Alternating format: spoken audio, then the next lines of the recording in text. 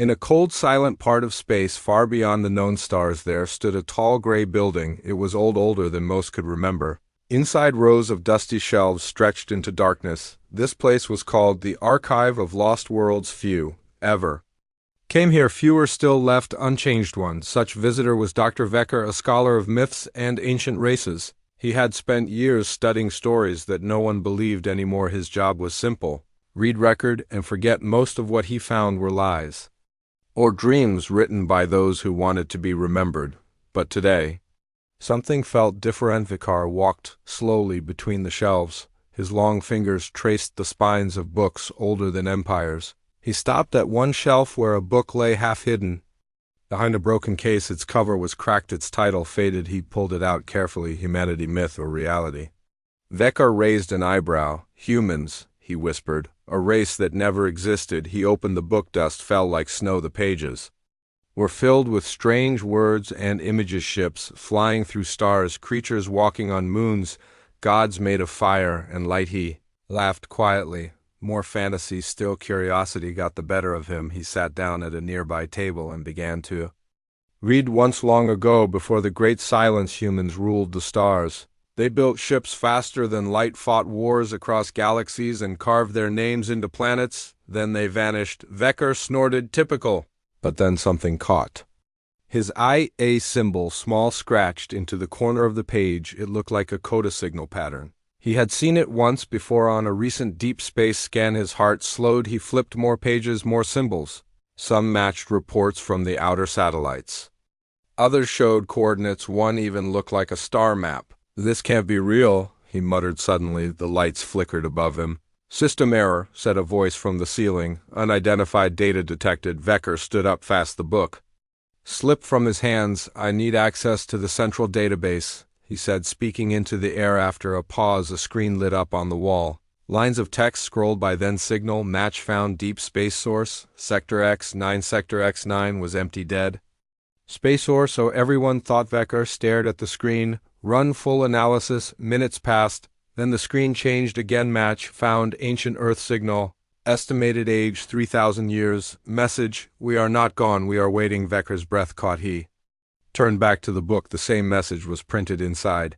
We are not gone, we are waiting. Footsteps echoed behind him. He spun around. A woman stood at the end of the aisle. Her uniform marked her as a senior scientist. Her face was serious. Dr. Vecker, she said, you should not be here. I found something, he said quickly. This book, it's not just myth. There's a real signal, a message from Earth. She stepped closer. Earth is dead. That world was destroyed centuries ago. But this, he held up the book. This proves otherwise. She took the book gently. She flipped through the pages, frowning. Then she looked up. There's a reason this archive is forgotten, she said. Some knowledge is buried for a reason. Vecker shook his head. No, if this is true, if humans are still out there, we have to know. She stared at him for a long moment. Then she handed the book back. You're right, she said, but you won't believe what happens next. Before he could as she tapped her wrist device. A new window opened in the air. Live video feed. It was from a probe orbiting Sol system. Earth was gone, but Mars was glowing, and something was moving. Vicar leaned forward. What is that? The woman didn't answer. On the screen, metal towers rose from the red dust. Lights blinked like eyes waking up after sleep. Then a message appeared on the monitor. Large read, they are watching us now. Vecker backed away. His heart pounded. He looked at the book again. We are not gone, we are waiting, he whispered. What did we wake up? The woman finally answered, no one knows, but if they really are still out there. She paused. Then maybe we shouldn't have forgotten them. The screen went blacken somewhere. Far away in the dark corners of space, something heard the signal and it woke up. The room was silent after the screen went black. Dr. Vecker stood frozen, staring at the dark monitor like it might come back to life. Then he turned to the woman. What do we do now? He asked, voice low. She didn't answer right away. Her fingers moved fast across her wrist device. Lights blinked red and green. We send a probe, she said finally. Vicar raised an eyebrow. To Mars? To Sol System, she corrected. We need to see what's down there. He stepped closer. You think something is alive on Mars? I don't know, she admitted, but that signal. It wasn't sent by ghosts. They walked quickly through the cold halls of the archive. Building the walls were lined with old data cores, forgotten knowledge stacked like bones in a tomb. As they entered the control center, two other scientists looked up. Dr. Relin? One asked, "What's going on?" Relin held up the book. "We found something, a message and a match to a deep space signal." The other scientist frowned. "That's impossible. Earth was destroyed."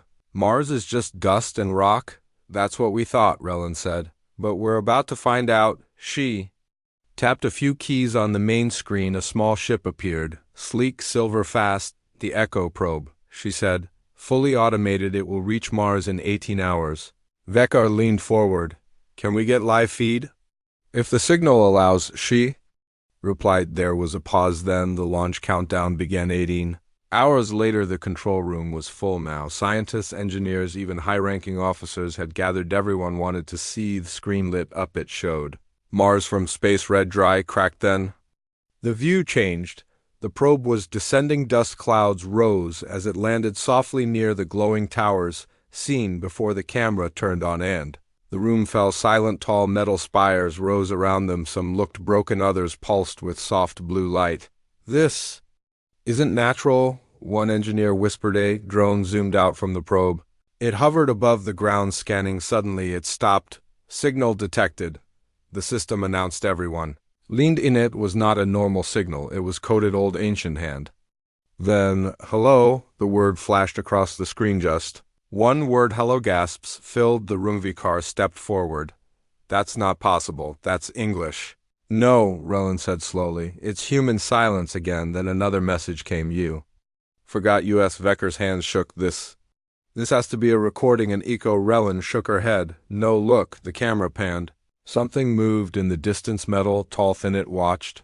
Then it stepped forward. The feed cut out. Black screen. And then once more. "We did not forget you." The lights flickered. One of the engineers screamed something outside, hit the building hard, and far away in the deep silence of space more signals were sent, not just to Mars, across the galaxy. Waking something old, something angry. The building shook again. Dust fell from the ceiling. Lights flickered somewhere in the distance. An alarm began to wail inside the control room. Chaos broke loose. "Report!" Relin shouted over the noise. One scientist stared at his screen, eyes wide. "Something's outside, large, metallic." Vekar stepped back from the monitor. "It came with us?" "No," Relin said slowly. "It was already here." Another tremor hit the main screen. Blinked. Then suddenly it showed something no one expected. A ship floating just above the planet, tall, sleek, covered in glowing lines like veins full of starlight, and it wasn't moving away. It was waiting. "Is it scanning us?" Vekar asked. "More than that," said the engineer. "It's watching." Relin turned to the team. "Can we communicate?" The engineer typed fast, trying to send a standard greeting. On screen letters appeared. "Unknown vessel. This is Science Station Orion 7. Identify yourself." They waited. Seconds passed. Then the reply came, not in words, in sound. A deep, echoing voice filled the room, not through speakers but inside their heads. "You should not have returned." Everyone. Vekar stumbled back. "What was that?" "I don't know," Relin whispered, "but it's not broadcasting. It's speaking directly into our minds." Another message appeared. "You called US back." Vekar looked at Relin. "We didn't call them. We only found the signal." Relin didn't answer. Her eyes were locked on the screen. Suddenly the alien ship moved fast. It vanished, then reappeared. Right in front of the station, lights flared, and then without warning the power went out. All systems shut down. Darkness only. Emergency lights glowed red. Then a door opened, not in the control room. Outside, footsteps echoed. Metal on metal. Someone or something was inside. In the hallway, two guards stood near the entrance, weapons raised. Their suits hummed softly with power. "Did you see anything?"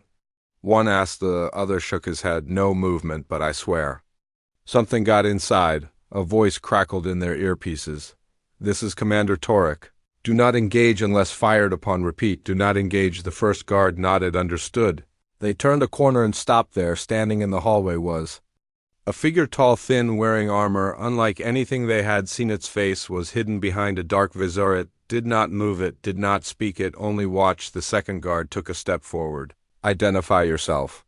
Still nothing. He raised his weapon. Before he could fire, the figure lifted a hand, and everything changed.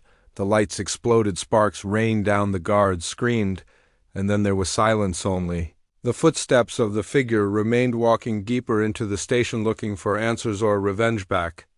"In control room, we've lost contact with the guards," said a technician, Relin.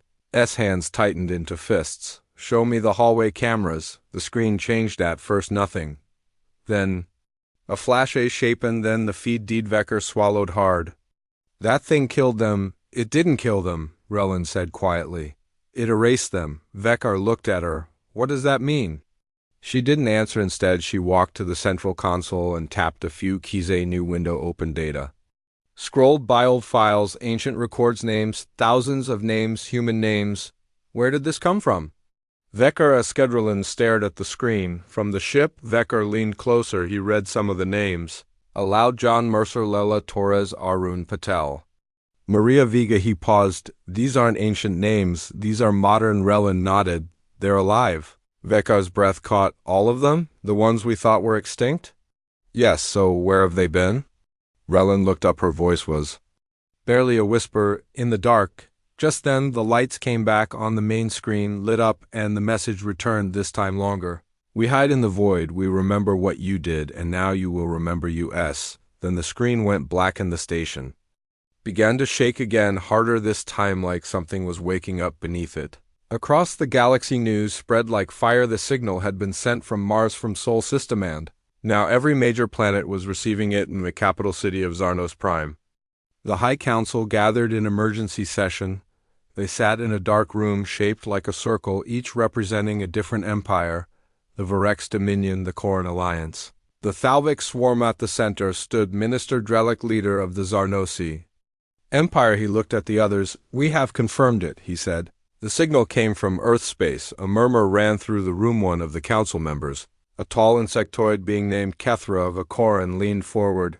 "Impossible," she hissed. "Earth has been dead for centuries. There is nothing left there." Drellic turned to the screen behind him. It showed the message again.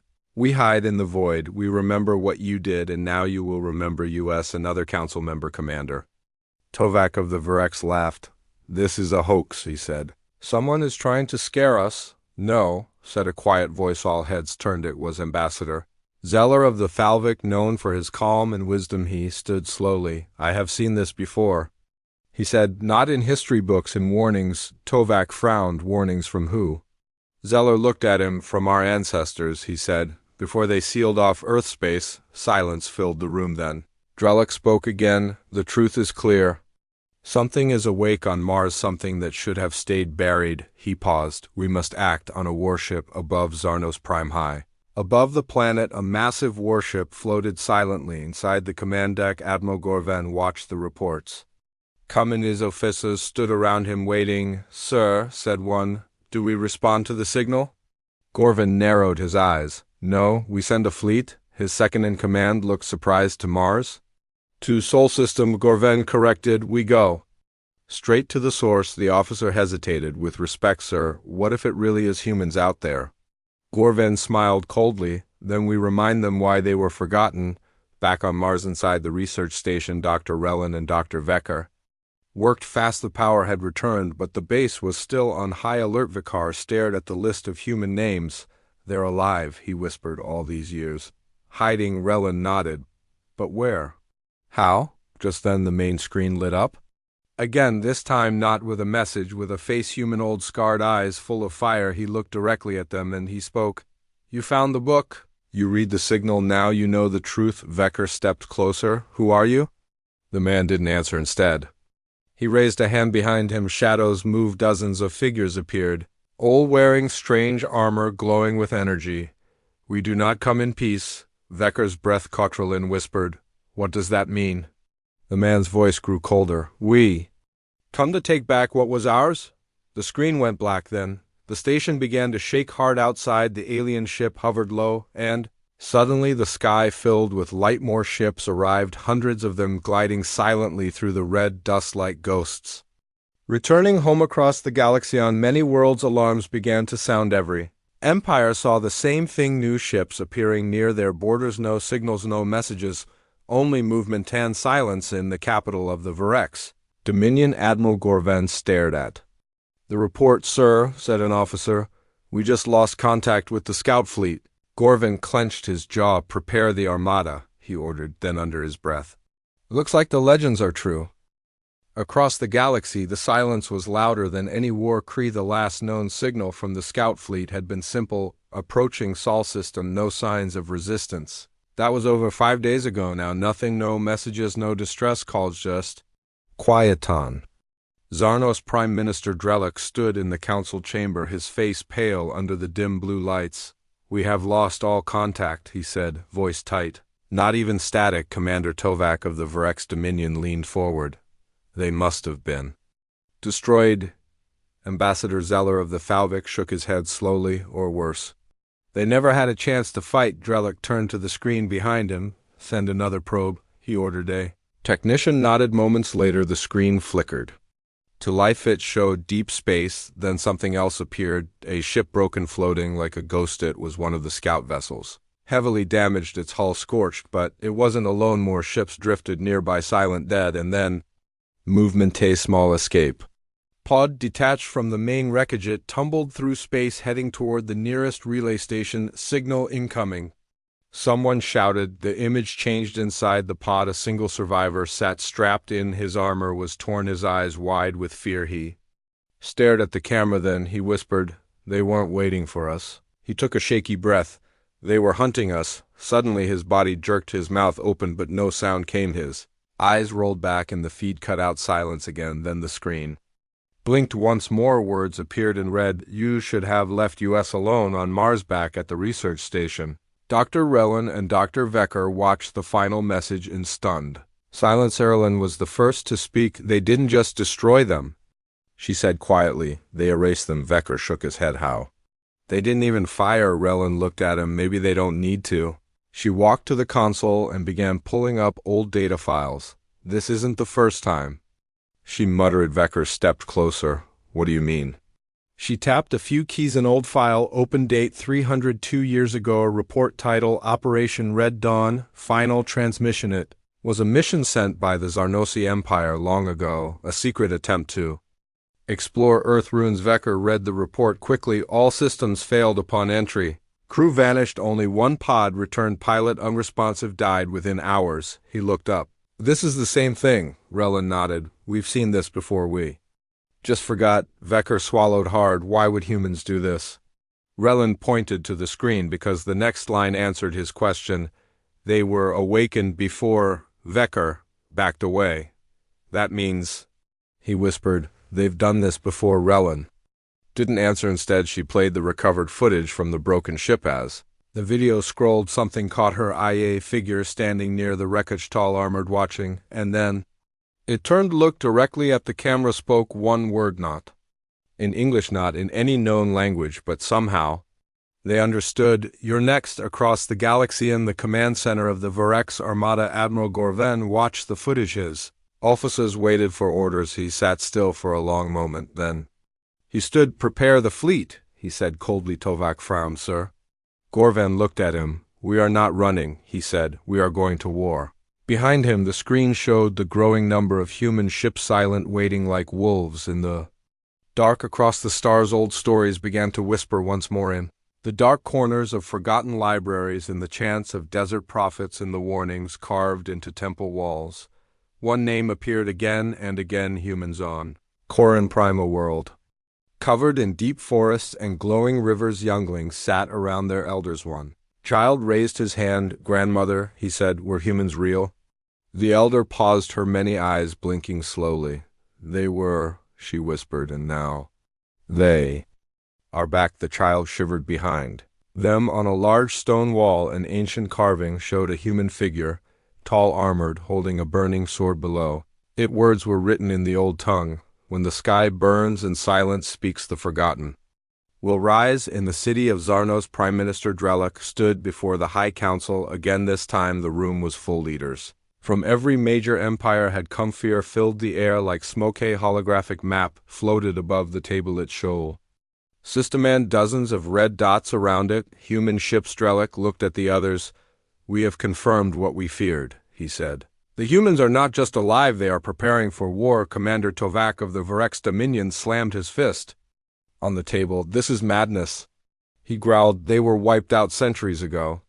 Ambassador Zeller of the Thalvik spoke quietly. "No," he said. "We only thought we had—" He turned to the screen. "There are records," he continued. "Old warnings. We ignored them." Another council member frowned. "What kind of warnings?" Zeller touched his wrist device. The screen changed. It showed a text scroll from long ago. "Beware the ones who walk between stars. They do not they only sleep when the silence returns, they will wake." There was silence in the room. Then Drellick spoke again. "The silence has returned." "And now," Zeller added, "they are awake on a desert world. Thalvik homeworld. A child walked through the sand. She wore a light cloak. Her feet bear her name. Was Larish stopped near a broken tower made of black stone. Something called to her. She reached out her hand, touched the stone. Suddenly images filled her mind. Humans walking through fire ships falling from the sky, voices speaking without mouths, and then a face. It looked at her, not with eyes, with thought. "You remember us?" Lara fell to her knees behind her. Her mother ran forward. "What happened?" she asked. Lara looked up, tears in her eyes. "I saw them," she whispered. Her mother's face went pale. "No," she whispered. "You weren't supposed to see them yet." Back in the research station on Mars, Dr. Relin and Dr. Vecker watched reports come in from across the galaxy. Everywhere people were remembering old dreams, ancient fears, legends, thought. Los Vecker shook his head. "This isn't just a military return," he said. "It's something deeper." Relin nodded. "They're not just taking back space?" She pointed at a report. "Prophets on Corin Prime claim humans are gods returning." Vecker frowned. "Gods?" Relin looked at him. "In some ways," she said. "Maybe they were." Just then the main screen lit up again. A new message. No words this time, only sound. A low hum, like breathing, like something waking up beneath the planet. Vikar stepped closer. "What is that?" Relin didn't answer back because she knew Mars wasn't just a battlefield, it was a two-man now. Something was moving inside. Across the galaxy on many worlds, panic began to rise. Some prepared for war, others prepared for worship. And in the dark silence between stars, human ships waited, watching, listening, waiting for the next move, waiting for the moment when legends would become truth. Across the galaxy, the message was clear. The humans are back, and they were not coming in peace. In orbit above Xarnos Prime, the largest fleet ever assembled by the Galactic Council waited. Ships from the Varex Dominion, the Corin Alliance, the Thalvik Swarm, and dozens of smaller factions formed a massive wall of metal and fire. At the center stood the command ship, the Varex Sovereign. On its bridge, Admiral Gorven watched the screen. "Final orders?" His second-in-command, Asked Gorven, didn't blink. "We go to Sol System," he said coldly. "We end this in Sol System, Mars orbit, on the surface of Mars." Dr. Relin and Dr. Vecker watched the sky fill with stars, or so it seemed, but these weren't stars. They were ships, human warships, dozens, hundreds, maybe. Morrislin Twayton. Rel turned to Vecker. "They know," she whispered. Vikar swallowed hard. "About the incoming fleet?" She nodded. "They're ready." Vecker looked out the window again. A chill ran through him. He had spent his life studying myths. Now he was standing in the middle of one. The battle begins. The alien armada dropped out of warp near Earth's old orbit. Nothing but dust and silence greeted them. Then suddenly, targets acquired, alarms blared. Commander Tovak stared at the screen. "What the—" Before anyone could react, the human fleet appeared like ghosts rising from the dark. No messages, no warnings, only fire. A wave of energy blasts tore through the front line of the alien fleet. Ships exploded in silent bursts of light. No response from the enemy. A soldier shouted, "They're not talking." Gorven clenched his jaw. "Return fire." He ordered. Lasers lit up. The void missiles screamed across space. For the first time in centuries, war came to Sol System on the human flagship. Inside the heart of the human fleet, a single figure watched the battle unfold. He wore black armor etched with glowing lines. His voice was calm. "Cruel, break their formation," he said. Beside him another officer nodded. "They're trying to fight like they used to," he said. "They don't understand. We've changed." The leader looked at him. "They will." He raised a hand. A signal went out from every human ship. A new weapon activated. It wasn't laser, not missile, something older, something deadlier. The alien fleet began to fail. Engines shut down. Weapons froze. Comms died. Panic spread. One Varex captain screamed into his mic, "They're inside our systems." Another cried out, "They're inside our heads!" On Mosbach, at the research station, Relin and Vecker watched the battle on the screen. Then something strange happened. The lights flickered, the air felt heavier. Vicar looked around. "What's happening?" Relin's eyes widened. "They're not just fighting," she said. "They're awakening." Suddenly the ground shook not. From distant explosions from beneath them, Relin stepped back. "This place," she whispered, "it's not just a base." Vecker frowned. "What do you mean?" Relin pointed at the ceiling. "It's a tomb." Just then the main screen lit. Upa. Final message appeared. "You wanted war." Then the screen went black and the walls began to glow. Metal lines lit up like veins. The station was waking up as if it had been waiting for this moment all along. Across the galaxy on many worlds, the battle was being watched. Some cheered, others prayed, and deep in the ruins of an old temple, a priest whispered to his followers, "The gods have returned." The battle was over. It hadn't lasted long. From the edge of Sol System, the wreckage floated silently. Twisted metal, shattered hulls, and the frozen bodies of once proud warships. Among them drifted the Varex Sovereign, the command ship of Admiral Gorven. Inside it was dark, no lights, no voices, only silence and something else. Movement. A soft click echoed through the halls, then another. Metal footsteps. They walked through the dead corridors, past broken doors and shattered viewports. Not alive, but not dead either. They wore human armor. Their eyes glowed. They didn't speak. They didn't need to. They were already inside every system, every Minden. Mars Research Station. Dr. Relin and Dr. Vaker stood in the control room staring at the screen. Battle footage played on loop. The alien fleet had been wiped out. No survivors, no distress calls, just silence. Erlin turned to Vecker. "We have to get to the Sovereign," she said. He looked at her like she was crazy. "Why?" he asked. "There's nothing left." She shook her head. "There is," she said. "We need to know how they did it." Minutes later, a small shuttle launched from Mars. It cut through the cold void of space toward the wreckage. As it docked with the Sovereign, the airlock hissed open. Silence. Again, too much silence. They stepped inside. Lights flickered. Blood stains marked the walls, but no bodies, just emptiness. "I don't like this," Vecker whispered and nodded. "It's like they vanished." They moved deeper into the ship than they found. The bridge chairs were overturned, consoles cracked. Tanned in the center, the main screen blinked weakly. Relin tapped a few keys. The screen came to life. A final log began to play. It was Admiral Gorvin. His face was pale, his voice shaky. "They're not just soldiers," he said. "There's something else, something ancient." He paused. "They got inside our heads. Made us see things, feel things. They made us forget who we were." Suddenly his eyes changed. They glowed faintly. "Maybe we were never meant to fight them." Then the video ended. Relin and Vecker stared at each other. "What does that mean?" Vecker asked. Relin pointed to the glowing console beside them. "Let's find out." She pulled up the last recorded data. It showed more than just battle logs. It showed memories, alien thoughts, human voices speaking in their minds. One line kept repeating, "You forgot us." "We didn't forget you." Vecker backed away. "This isn't just a war," he said. "It's revenge." Relin didn't answer because now the lights were coming back on, not from the ship, from something else, something watching, waiting across the galaxy. On Zarnos Prime, panic spread. Reports came in from scouts near Sol System. They described strange things, ships moving without pilot screws, disappearing, voices whispering in dreams. Commander Tovak sat in the council chamber, shaking. "They're not just fighting us," he said. "They're rewriting us." Ambassador Zeller looked at him. "They are ghosts," he said quietly. "Ghosts with vengeance." Minister Drellick stood. "We must prepare," he said, "for what comes next." Behind him the screen lit. Upa message appeared in red. "They didn't just win the battle, they won your minds." Across the stars fear had taken root. The battle near Mars was no longer just a war story. It was a warning. On Zarnos, Prime Minister Drellick stood alone in the council chamber, staring at a single message on the screen. "They didn't just win the battle, they won your minds." He took a deep breath. Behind him, Ambassador Zeller entered quietly. "The reports are growing," Zeller said. "More ships lost, more minds changed." Drellick turned slowly. "What do you mean?" he asked. Geller's voice was low. "We found one of our own," he said. "A pilot who fled the battle. He came back. But he's not the same." Drellick frowned. "How?"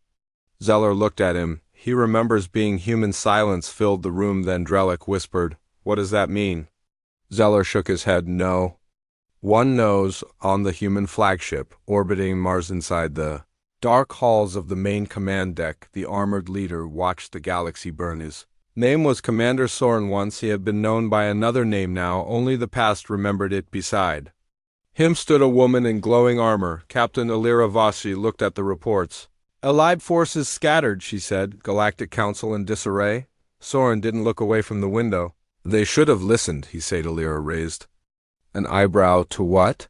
He finally turned to her. To the truth. She waited. He walked to the central console and tapped a few keys. A new file open. Project Reckoning Initiation log. Alira read the first line. Humanity did not vanish, we left. She looked up. You mean? Soren nodded. We chose this, he said. We left Earth behind not because we were destroyed, because we had to be forgotten. Alira stepped closer. But why? Soren's eyes darkened. Because they betrayed us. He played the next. Logan. Old voice spoke, calm, broken. They called us gods when we helped them, then they called us monsters when we refused to fight their wars. So we disappeared, but we never stopped watching. Alira swallowed hard. So now you're taking back what they stole? Soren looked at her. No, he said. Now we're finishing what we started. He turned back to the window below. Mars glowed softly, waiting like the rest of the galaxy. Back on Mars Research Station Dr. Relin and Dr. Vekar sat in silence. The last data log still played on the screen. Vekar stared at the words, we left Earth behind. Not because we were destroyed, because we had to be forgotten. He looked at Relin. They weren't wiped out. He whispered, they left on purpose. Relin nodded slowly. And now, she said, they're coming home. Just then the lights flickered again. A low hum filled the air. Not from the station, from beneath it. Vekar looked around. What is that sound? Relin stood. It's not a sound, she said. It's a signal. Suddenly the main screen lit. A countdown began. 72, 0, 0, 71, 59, 59, 71, 59 to 58. Vekar frowned. A countdown? To what? Relin looked at the message below. It was simple and cold. Project Reckoning has begun. Prepare for return across the galaxy. In every major city on every world, something strange happened. Lights blinked, machines froze, voices whispered in dreams. Children drew pictures of humans with glowing eyes. Priests cried out in fear, and on every major planet the same message appeared, on screens, on walls, even carved into stone. Overnight, you called US back. Now you will remember US. No one knew how it got there, only that it meant something had already begun, something bigger than war. Across the galaxy the countdown continued. 23, 59 to 5,923 to 59 to 5,823 to 59 to 57. On every major world it appeared, on screens in the sky, carved into ancient stone. Overnight no one knew who started it, but everyone knew what it meant. Something was coming, and there was no stopping it. On Zarnos Prime, Galactic Council Chamber Minister Drellick stood at the center of the room. His face was pale. Behind him the screen showed live feeds from across the galaxy, planets in chaos, people praying, others preparing to fight. Commander Tovak slammed his fist on the table. We must strike first, he growled, before it's too late. Ambassador Zeller looked at him with calm eyes. It already is, he said. Drellick turned to the others. We have two choices, he said. Surrender or die. Silence filled the room. Then the lights flickered. A voice echoed through the chamber, not from speakers but inside their heads. You had a choice, now you have none. The screen changed. A single word flashed in red. 0, and then it began. On Mars Research Station Dr. Relin and Dr. Vekar watched in horror as their countdown hit 0. The ground shook, not like an earthquake, like something waking up deep beneath the surface. Metal groaned, doors sealed shut, lights blinked out. Then a new light rose from below. A pulsego engulfed her, backed away. What is that? Relin stared at the screen. It's not just Mars, she whispered. It's everywhere. Outside the sky turned. Red ships rose from the dust, hundreds of them, sleek, silent, fast. Didn't fly, they teleported. On second gone, the next appearing above alien worlds. No warnings, no messages, only presence and power across the galaxy. In the capital of the Virex Dominion, Admiral Gorven stood alone on the command deck. He had lost everything, his fleet, his war, his mind. He looked at the stars, and they were full of ships, human ships. He reached for his weapon then. stopped because he remembered something, not as himself, as someone else, someone human. He dropped the gun and smiled. "They're back," he whispered, and then he was gone, not dead, just rewritten on. The human flagship Commander Soren stood at the center of the bridge. Captain Illyra Voss walked beside him. "The signal has been sent," she said. "All systems are online." Soren nodded. "Then it's done." Illyra looked at the stars. "What now?" she asked. Soren didn't look away. "We remind them who we are." Suddenly, the main screen lit. "UPA message came in from Earth, or what was left of it. The homeland awakens. Return is imminent." Soren closed his eyes. For the first time in centuries, he allowed himself to feel hope. "We are not myths," he whispered. "We are not legends. We are home." Final moments across the galaxy on Koran. Prima Child pointed to the sky. Her grandmother looked up and saw the ships. She fell to her knees. "They've come back," she whispered on Thalvik. Priests opened old temples inside. Statues of humans stood tall. Their eyes glowed on Zarnos Prime. The council sat in silence. No one spoke, no one moved. Then Minister Drellick stood. He looked at the others. "They are not invaders," he said quietly. "They are gods." And far away in the deep silence of space, a final message spread across every system, every screen, every mind. It was simple, final, unstoppable. "We were myths. Now we are real. Bo-o are burn." The stars burned brighter and the age of humanity began again.